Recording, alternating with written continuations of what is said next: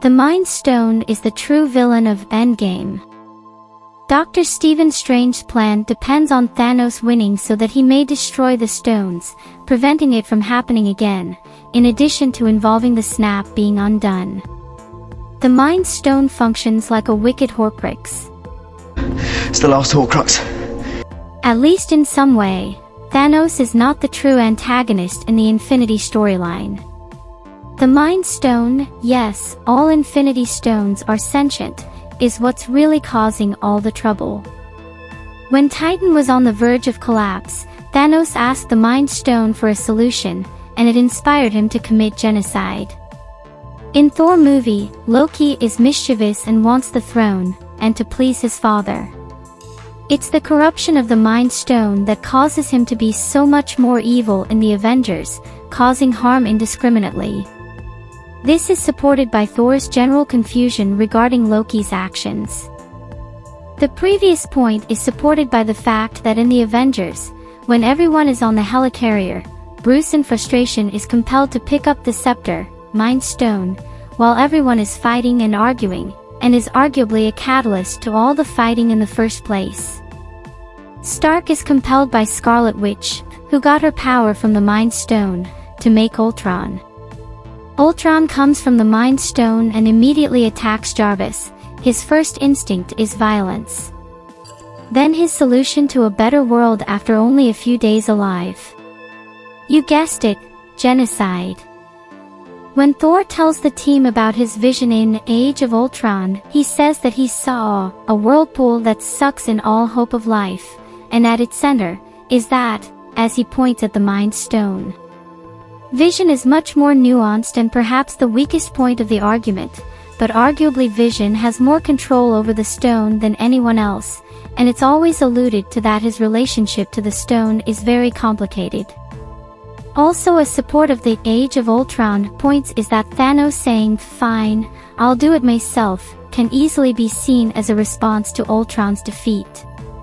Why else would it be in the end credits of that movie? So this is all old news, but here is my addition. Strange tells Tony there was only one way to defeat Thanos. I believe there were actually a myriad of ways the Avengers and Doctor Strange could have won the conflict against Thanos. Of course there were, we've all thought some of our own. But Doctor Strange saw the future, 14,605 futures, and in them all he realized a pattern. Stopping Thanos is not enough, the Mind Stone continues to corrupt those near it and genocide reigns. For Doctor Strange, winning was much more than simply killing Thanos. Winning was ensuring that what caused Thanos to have the ambitions he did, would never happen again. To anyone. This is why letting Thanos win was the only way, because not only does Thanos destroy the stones, but Thanos is one of the only beings with the strength to do so. The future where they win is the future in which the Mind Stone is destroyed, and where the snap is undone, not simply the latter. This makes much more sense insofar as otherwise it's very hard to see why the events that occurred were the only way to win. Doctor Strange knew about the Emergence. Doctor Strange knew about the Emergence, so he made sure Thanos wins in Infinity War. I don't know if this has been posted around here.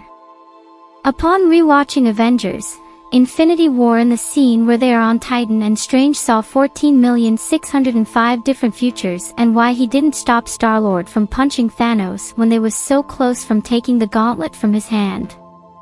I think Strange saw the future where they beat Thanos on Titan and the snap didn't happen, but later on the Emergence happened. I think Doctor Strange purposely gave the stone for the snap to happen, to delay the Emergence and later on bring everyone back for the Eternals and Ajax to see that Earth is a planet that is worth betraying Arishem. Daddy Stark gave Tony Stark the super soldier serum. Before getting into the theory, here is some evidence showing that Tony Stark is not a typical human being, which sparked my thoughts on this theory. I also want to add that I haven't personally seen this theory discussed before, but I have read posts and theories about Tony Stark himself and why he hasn't reproduced the super soldier serum. In Iron Man, Tony survives getting shrapnel across his chest and undergoing an impromptu surgery. It might be redundant to state this, given that everyone is aware of Iron Man's origins, but consider it. Tony, for all intents and purposes, should have died from either 1. Getting metal into his heart, 2. Blood loss, 3. Infections after the surgery. We don't know much about where his surgery took place, but I assume it was the cave he was in, and the flashback sequences do not make it seem like he was in the most sanitary of conditions, and yet he didn't. But sure, maybe we can ignore that for plot's sake, but there is still more evidence to show that Tony is not a normal human. In Iron Man 2, Tony manages to not only live through blood poisoning for an extended period of time, a condition that can kill a person in a matter of hours, but also manages to not suffer from the symptoms associated with this disease, confusion, organ failure, etc. In the film, he drinks a concoction to help alleviate his symptoms. However, his condition only worsens. Given this, it's amazing that he doesn't suffer more than the average person would, in a shorter period of time. There are definitely more instances in other films, including but not limited to Avengers, surviving going through a wormhole and going directly into space, surviving, even briefly, a whole assortment of cosmic attacks, radiation, extreme temperatures, asphyxiation. Avengers Age of Ultron, getting hit repeatedly by the Hulk. Captain America, Civil War, taking Captain's shield to the chest and fighting against 2 super soldiers. Avengers Infinity War, having a moon thrown at him. Avengers Endgame, having the power of all the Infinity Stones going through his body, something we saw the Hulk barely take, without breaking a sweat.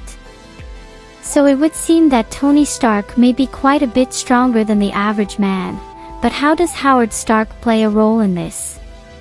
After the events of Captain America, the first Avenger, Howard Stark played a pivotal role in replicating the super soldier serum. In Captain America Civil War, we see tapes of the Winter Soldier stealing the super soldier serum that, we will assume, Howard Stark created, from Howard and Maria Stark, and killing them in the process. What if Howard Stark foresaw the fall of S.H.I.E.L.D.? What if he believed that he would possibly die and would have to try and save his son from Hydra? It is not a stretch to believe that Howard Stark was a man with quite a bit of foresight. He literally created a model of a new element in the hopes that his son would find it and realize what it was. See Iron Man 2. It is possible that he foresaw the fall of S.H.I.E.L.D. or at least was suspicious about the organization and took some precautions to ensure that his son would be ready, in the event that he found himself in Hydra's clutches. Perhaps this precaution was giving Tony super soldier serum at a very young age, in the hopes that it would have long-term beneficial effects, and by the looks of it, it did. Captain America turned himself into a Hydra agent. In Endgame, when present-day Cap travels to 2012, he whispers, "Hail Hydra," to an elevator full of Hydra agents before relieving them of the scepter. He then incapacitates 2012 Cap using the scepter. The specifics of the scepter are never explained, but in Avengers 2012, Loki uses the scepter to mind control Hawkeye into doing his bidding. So now we have 2012 Cap knocked out on the floor, having just been mind scrambled by the scepter and probably highly susceptible to influence. And who will presumably arrive on the scene after present-day Cap leaves? The elevator full of Hydra agents from earlier. They could potentially move 2012 Cap to an off-site location where he would be debriefed. This is the same timeline where Loki grabs the Tesseract and summarily escapes. If Marvel wanted Loki to do a face turn in his Disney Plus series, they could turn 2012 Cap into a villain, essentially adapting the Secret Empire arc. They wouldn't even need Chris Evans to do it. 2012 Cap could keep his helmet on the entire time. A similar-looking actor could do their best Chris Evans impression, and if his voice or his mannerisms seem slightly off, so much the better.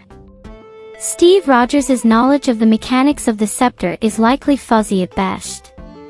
It's entirely possible that hitting 2012 Cap with it could have resulted in dire unforeseen consequences. The in-universe function of the scepter is neither explicitly stated nor consistent. Its powers range anywhere from influencing arguments, causing Banner to unknowingly pick it up, to spawning Ultron. My theory isn't implausible from the standpoint of the scepter's capabilities, and it's been shown to have a will of its own.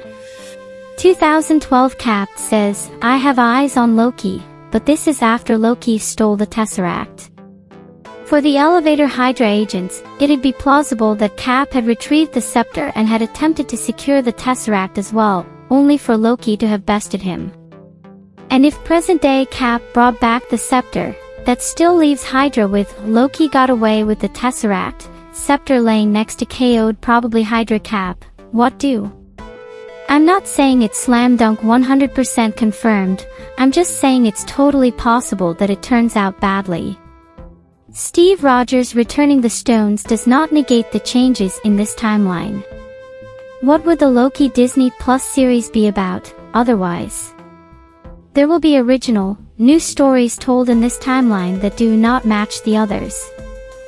Bucky's transformation into the Winter Soldier began before his fall. In Captain America the Winter Soldier, we see that Cap's childhood friend Bucky Barnes has been turned into a Hydra super soldier, despite seeing him fall off a train into a 400-foot deep gorge in the mountains in the first Avenger. We know that Hydra went down there, fished him out, and did stuff to him. But in TFA, we see that it's before this event that this experimentation on him takes place. During the scene where Cap is staging his one-man rescue op, he finds Bucky strapped to a table in a lab, delirious and mumbling. This is actually when Hydra started their work on him. It was just a lucky coincidence for them that it happened to be the same guy who would fall off the train and they could pick up where they left off.